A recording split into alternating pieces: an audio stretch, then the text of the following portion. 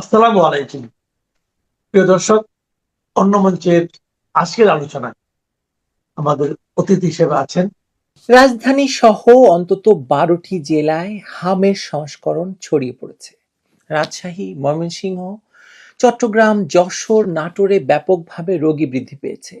হাসপাতালগুলোতে রোগীর চাপ এতটাই বেড়েছে যে সংক্রামক ব্যাধি হাসপাতালে ৮টি শয্যার বিপরীতে ১১৭ জন রোগী ভর্তি থাকতে হচ্ছে। বারান্দা এবং মেঝেতে শিশুদের নিয়ে মায়েদের শুয়ে থাকতে হচ্ছে। সবচেয়ে হৃদয় বিদারক দৃশ্য হলো শিশু মৃত্যুর ঘটনা। রাজশাহী মেডিকেল কলেজ হাসপাতালে ১২ জন, ময়মনসিংহে ৩ জন, রাজধানীর সংক্রামক ব্যাধি হাসপাতালে ৩ জন এবং চাঁপাইনবাবগঞ্জে ৩টি শিশুর মৃত্যুর খবর পাওয়া গেছে। এই সংখ্যা হয়তো আরো বেশি, কারণ সব তথ্য এখনো সংগ্রহ করা সম্ভব হয়নি। যে শিশুদের মৃত্যু হয়েছে তাদের অধিকাংশের বয়স ১ থেকে ১.৫ বছরের মধ্যে। এই সময়েই তাদের হামের টিকা পাওয়ার কথা ছিল। ইপিআই কর্মসূচি অনুযায়ী ৯ মাস বয়সে প্রথম ডোজ এবং ১৫ মাস বয়সে দ্বিতীয় ডোজ দেওয়ার নিয়ম। কিন্তু টিকা সংকটের কারণে বহু শিশু এই জীবন রক্ষাকারী টিকা থেকে বঞ্চিত হয়েছে, মারা যাচ্ছে।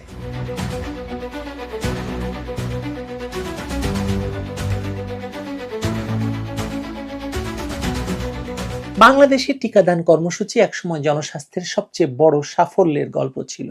বছরের পর বছর ধরে ৯০ থেকে ৯৫% কভারেজ নিশ্চিত করে এই কর্মসূচি গড়ে তুলেছিল হার্ড ইমিউনিটি। আন্তর্জাতিক পর্যায়েও এই সাফল্য স্বীকৃতি পেয়েছিল, এমনকি ২০১৯ সালে প্রধানমন্ত্রী শেখ হাসিনা ভ্যাকসিন হিরো সম্মাননা অর্জন করেছিলেন গ্যাভির কাছ থেকে। সেই স্বীকৃতির পেছনে ছিল DTP-3 এবং MCV-1 টিকায় উচ্চ কভারেজের অর্জন, যা শিশু মৃত্যুর হার উল্লেখযোগ্যভাবে কমিয়ে দিয়েছিল। কিন্তু সেই সাফল্যের ধারাবাহিকতা ভেঙে পড়েছে এখন ২০২৩ থেকে ২০২৪ পর্যন্ত, যেখানে টিকাদানের হার ছিল ৯০ থেকে ৯৫%-এর মধ্যে, সেখানে ২০২৫ সালে এসে তা নেমে দাঁড়িয়েছে মাত্র ৫৯.৬%। অর্থাৎ প্রায় ৪০% শিশু টিকার আওতার বাইরে চলে গেছে। এই বিশাল ঘাটতি শুধু একটি পরিসংখ্যান নয়, বরং লাখো শিশুর জীবনের ঝুঁকি। ২০২৪ সালের ৫ই আগস্ট অবৈধভাবে ক্ষমতা দখলের পর, তথাকথিত অন্তর্বর্তী সরকার দায়িত্ব নেওয়ার পর জনস্বাস্থ্য খাতে নীতিগত বড় ধরনের পরিবর্তন আনা হয়। পূর্ববর্তী কার্যকর টিকা প্রকল্পগুলো বাতিল করা হয় এবং NSP তথা সেক্টর প্রোগ্রাম থেকে বের হয়ে আসার পরিকল্পনা নেওয়া হয়। পূর্ব প্রস্তুতি ছাড়াই, কোনো ধরনের প্রস্তুতি ছাড়াই এটা করা হয়। এর ফলে ইপিআই কর্মসূচি বা টিকাদান কর্মসূচির আওতায় টিকা ক্রয় কার্যক্রম ব্যাহত হয় এবং ২০২৫ সালে দেশে টিকা সংকট দেখা দেয়। সরকারি ব্যবস্থার পরিবর্তে এনজিও নির্ভর একটি নতুন ব্যবসায়িক মডেল চালু করা হয় বলেও অভিযোগ রয়েছে। সামাজিক ব্যবসা আপনারা ভুলে যাবেন না। কিন্তু এই পরিবর্তনের ফলে টিকার সরবরাহ চেইন ভেঙে পড়ে, সরকারি রিজার্ভে টান পড়ে এবং নিয়মিত টিকাদান কার্যক্রম ব্যাহত হয়। বাংলাদেশে এখন কোনো ধরনের টিকার পর্যাপ্ত মজুদ নেই, যক্ষ্মার ওষুধ নেই, সাপের বিষের যে ভেনম সেটা নেই, নেই কুকুরের কামড়ের দেওয়ার পরে বা জলাতঙ্ক রোগের যে ওষুধ সেটাও নেই। ইপিআই কর্মসূচি অনুযায়ী শিশুর ৯ মাস বয়সে MMR এর প্রথম ডোজ এবং ১৫ মাস বয়সে দ্বিতীয় ডোজ দেওয়ার কথা। কিন্তু টিকা সংকটের কারণে বহু শিশু নির্ধারিত সময়ে এই জীবন রক্ষাকারী টিকা থেকে বঞ্চিত হয়েছে। জনস্বাস্থ্য বিশ্লেষণ বলছে ২০২৪ সালের মাঝামাঝি থেকে টিকাদানের হার ধীরে ধীরে কমতে শুরু করে। প্রথমে ৮০ থেকে ৮৫% এবং পরে ২০২৫ সালে তা নেমে আসে ৫৯%। বিশেষজ্ঞদের মতে হাম প্রতিরোধে কমপক্ষে ৯৫% কভারেজ প্রয়োজন। এর নিচে নেমে গেলে প্রাদুর্ভাবের ঝুঁকি দ্রুত বেড়ে যায়। বর্তমানে সেই প্রাদুর্ভাবই বাস্তবতায় পরিণত হয়েছে। রাজধানী সহ অন্তত ১২টি জেলায় হামের সংক্রমণ ভয়াবহভাবে ছড়িয়ে পড়েছে এবং এটি আরো ক্রমাগতভাবে বৃদ্ধি পাচ্ছে। হাসপাতালগুলোতে বাড়ছে রোগীর চাপ, হাজার হাজার শিশু ভর্তি হয়ে চিকিৎসা নিচ্ছে। ডাক্তার এবং নার্সদের হিমশিম খেতে হচ্ছে পরিস্থিতি সামাল দিতে। সংক্রামক ব্যাধি হাসপাতালে মাত্র 8টি শয্যা হামের রোগীর জন্য নির্ধারিত থাকলেও গত শনিবার পর্যন্ত শুধু হাম এবং হাম সন্দেহে রোগী ভর্তি ছিল 117 জন। বিভিন্ন তলার বারান্দা এবং মেঝেতে হামে আক্রান্ত শিশুদের নিয়ে মায়েদের শুয়ে থাকতে দেখা গেছে। সবচেয়ে উদ্বেগজনক বিষয় হলো শিশু মৃত্যুর ঘটনা। ইতিমধ্যেই প্রায় 40 থেকে 60 জন শিশুর মৃত্যুর খবর পাওয়া গেছে দেশের বিভিন্ন জেলায়, যা আরো বেশি এবং সরকার এই তথ্য গোপন করছে বলেও অনেকে মনে করছেন। এই প্রেক্ষাপটে বিতর্ক আরো তীব্র হয়েছে স্বাস্থ্যমন্ত্রী সর্দার মোহাম্মদ সাখাওয়াত হোসেন বকুলের একটি বক্তব্যকে ঘিরে, যেখানে তিনি দাবি করেছেন যে গত 8 বছরে নাকি দেশে টিকাদান হয়নি, কিন্তু স্বাস্থ্য মন্ত্রণালয়ের ওয়েবসাইটে বলছে যে ইপিআই ডাটাবেজ অনুযায়ী পূর্ববর্তী বছরগুলোতে টিকাদানের হার ছিল 90% আশেপাশে। ফলে এই বক্তব্য ভিত্তিহীন। সবাই স্বাস্থ্যমন্ত্রীর বক্তব্যের সমালোচনা করছে।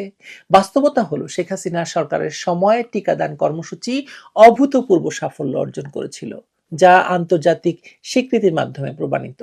গ্যাভি যখন তাকে ভ্যাকসিন হিরো হিসেবে সম্মানিত করেছিল, তখন টিকা কভারেজের হার ছিল সর্বোচ্চ পর্যায়ে। অবৈধ ইউনূস সরকার সেই ধারাবাহিকতা নষ্ট করে টিকাকে ব্যবসায়িক সামাজিক ব্যবসার দিকে নিয়ে যায়, যে কথা একটু আগে বলেছি। এবং ডক্টর মোহাম্মদ ইউনূসের নেতৃত্বাধীন সেই সরকার এমন একজনকে স্বাস্থ্য উপদেষ্টা বানিয়েছিল যে আসলে কি কাজ করেছে জানি না, বারবার সিঙ্গাপুরে গিয়ে নিজে চিকিৎসা করা ছাড়া। নূরজাহান বেগম ডক্টর ইউনূসের খুবই ঘনিষ্ঠ ব্যক্তি, গ্রামীণ ব্যাংকের সাবেক ব্যবস্থাপনা পরিচালক হিসেবে তার অভিজ্ঞতা ছিল, কিন্তু জনস্বাস্থ্য খাতে তার কোনো রকমের অভিজ্ঞতা আছে কিনা বা তিনি কোনো সিদ্ধান্ত নিতে পারবেন কিনা সেটা তো আমরা জানি না। অনেকেই মনে করছেন একটি সফল টিকাদান কর্মসূচিকে হঠাৎ করে পরিবর্তন করে এনজিও নির্ভর কাঠামোতে নিয়ে যাওয়া এবং তা বাস্তবায়নের আগে যথাযথ প্রস্তুতি না নেওয়া, এটাই সবচেয়ে ভয়ঙ্কর এবং নীতিগত ভুল ছিল, এবং এটাই হয়েছে আজকে শয়ে শয়ে শিশু মৃত্যুর কারণ।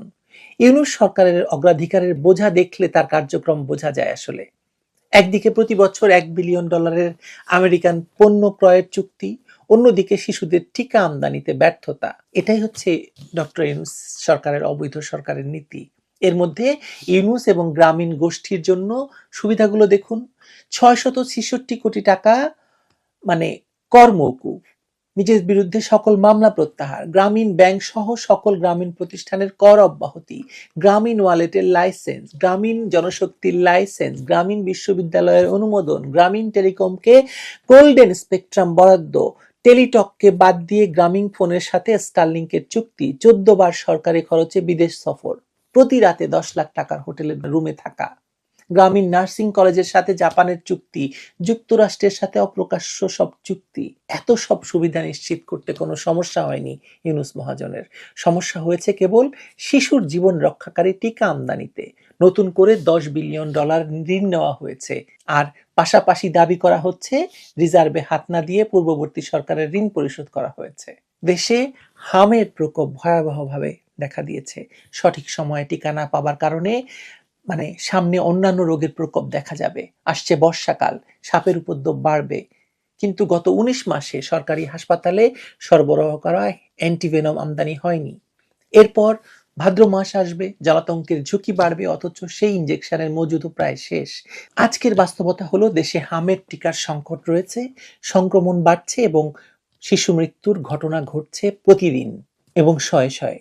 এই পরিস্থিতিতে সাধারণ মানুষের মধ্যে তীব্র ক্ষোভ তৈরি হয়েছে এবং দায়ীদের জবাবদিহিতার আওতায় আনার দাবি জোরালো হচ্ছে। এই মৃত্যুগুলোর দায় কে নেবে? একটি রাষ্ট্রের দায়িত্ব তার নাগরিকদের সুরক্ষা নিশ্চিত করা, বিশেষ করে শিশুদের ক্ষেত্রে এই দায়িত্ব আরো বেশি। জনস্বাস্থ্য কোনো পরীক্ষামূলক ক্ষেত্র নয় যেখানে ভুলের জন্য মূল্য দিতে হয় জীবনের বিনিময়ে। আজকের এই সংকট শুধু একটি স্বাস্থ্য সমস্যা নয়, এটি একটি নীতিগত সিদ্ধান্তর ভুল এবং ভয়াবহ নির্মম একটি উদাহরণ। $1 বিলিয়ন আমেরিকান পণ্য আসতে পারে, কিন্তু যদি শিশুর জন্য টিকা না আসে, তবে সেই রাষ্ট্রের অগ্রাধিকার কিসের সাথে? বাংলাদেশে কেবলমাত্র মার্চ মাসেই 40-এর অধিক শিশুর মৃত্যু হয়েছে মিজলস বা হাম সংক্রমণে, যাদের বয়স 8 বছর, 1 বছর থেকে 2 বছরের মধ্যে। অর্থাৎ এই শিশুদেরকে হামের টিকা দেওয়া হয়নি। এই মৃত্যুগুলো কোনো দূরবর্তী পরিসংখ্যান নয়, বরং একটি রাষ্ট্রের ব্যর্থতার মর্মান্তিক প্রতিচ্ছবি। অবৈধভাবে ক্ষমতা দখল করে ডক্টর মোহাম্মদ ইউনূসের নেতৃত্বাধীন অন্তর্বর্তীকালীন সরকার ১ বছরের বাংলাদেশকে বিগত ৪ দশকের মধ্যে প্রথমবার ডিফল্টার রাষ্ট্র হিসেবে প্রতিষ্ঠিত করেছে। প্রতি বছর $1 বিলিয়ন আমেরিকান পণ্য ক্রয়ের চুক্তি করেছে, কিন্তু দেশের শিশুদের জন্য জীবন রক্ষাকারী টিকা ক্রয়ের পথে হাঁটেনি। ফলে মাত্র 1 মাসেই 40টি বাচ্চা মারা গেছে, যদিও প্রকৃত সংখ্যা কত তা কারো জানা নেই। বিএনপি জামায়াতের প্রেমের সরকার ক্ষমতায় বসেই এই মৃত শিশুর সংখ্যা গুনছে, আর ইউনূসের বদলে আওয়ামী লীগ সরকারের বিরুদ্ধে কুৎসা গাইছে। অথচ শেখ হাসিনাই ভ্যাকসিন চ্যাম্পিয়ন বলে সনদ পেয়েছিলেন জাতিসংঘের অঙ্গসংস্থা গ্যাভির কাছ থেকে। সাধে কি আর তারেক রহমানের সরকারকে ইউনূস সরকারের এক্সটেনশন বলা হচ্ছে? এই শিশু মৃত্যুর দায় ডক্টর ইউনূসের, এবং সেজন্য তারেক রহমানের উচিত ১/১১ সরকারের যাদেরকে ধরছেন তাদের সাথে ডক্টর ইউনূসকেও ধরে বিচারের আওতায় আনা, উপরন্তু তার বিরুদ্ধে হত্যা মামলা দায়ের করা। ভালো থাকবেন।